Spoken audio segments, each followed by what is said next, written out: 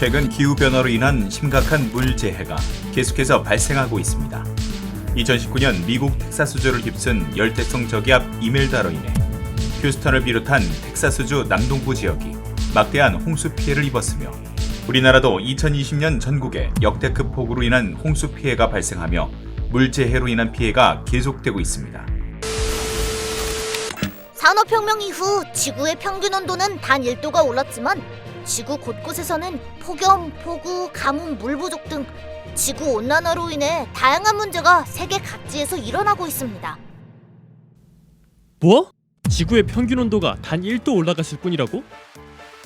아니, 지구 평균 온도가 단 1도 올라가는데 비정상적인 고온 현상이 지속되고 그로 인해 일사병, 열사병 등 심하면 사망에까지 이르는 폭염이 발생하고 어떤 때는 비가 한꺼번에 갑자기 많이 내려 강이나 개천이 불어나 주변에 홍수 피해를 입어 우리 삶의 터전이 부서지고 또 어떤 때는 비가 오랫동안 오지 않아 땅이 쩍쩍 갈라지고 식물이 자라지 못하기도 하고 대지 중 수분이 증발하는 가뭄이 계속되기도 한다. 이로 인해 강이나 호수의 유량이 감소하고 물 부족이나 물 고갈 현상이 나타나기 시작하고 결국 우리는 씻을 물, 마실 물도 부족하여 갈증이 나고 병에 걸리고 말 것이다. 그런데 우리나라는 지구온난화 문제로 인해 겨울의 평균 기온이 꾸준히 상승하고 있다고 하니 결국 우리나라 역시 기후변화의 문제로부터 자유롭지 못하단 소리다.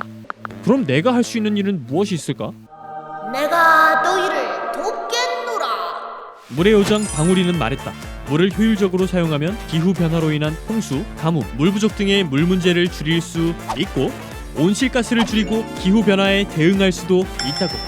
그래서 방울이는 기후변화 대비하여 통합 물관리가 필요하다고 말했고 온실가스를 흡수하고 저장하는 습지를 비롯한 환경을 보호하기 위해 노력해야 한다고 말했고 빗물을 버리지 않고 모아서 활용하면 가뭄을 극복할 수 있다고 말했고 하수를 재이용하면 농업용수나 공업용수로 사용할 수 있다고 말했고 수력, 조력 등 물의 에너지를 활용하면 이산화탄소 등을 내뿜는 화석에너지를 절감하여 사용할 수 있을 것이라고 말했다.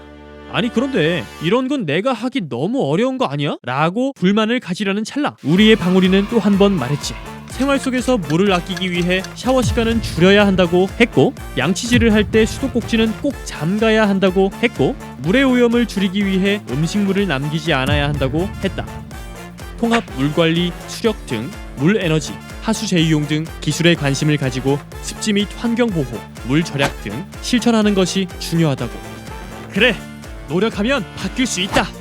물을 효율적으로 관리하고 아끼고 보호하는 것으로도 지구의 온도가 다시 정상으로 내려가면 물론 물 재해를 막고 물 부족 현상을 막고 물의 오염을 막아 깨끗한 지구를 만들 수 있다는 것을